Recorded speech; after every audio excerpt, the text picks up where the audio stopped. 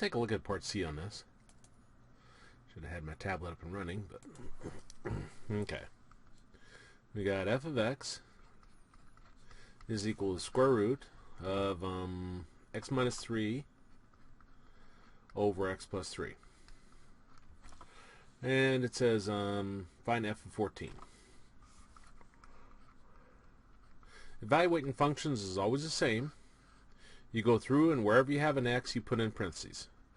Everything else remains exactly the same. So we're going to have our square root, we have our minus 3, our plus 3. All we did is replace our x with parentheses.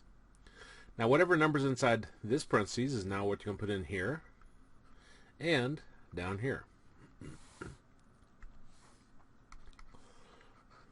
Well, 14 minus 3 is 11. 14 plus 3 is 17.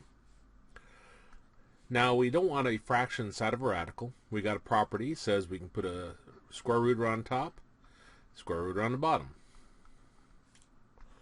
That's whenever you have a fraction inside of a square root or inside of any radical, then you can put a radical on top, the bottom. Now we got another problem. We can't have a radical down in the denominator. We have a square root down here. And how we get rid of that is we multiply the top and bottom by that square root. Now square root of 17 times square root of 17 is 17. And let's see, 17 times 11 gives us 187. So this becomes square root of 187 over 17. And that's our answer.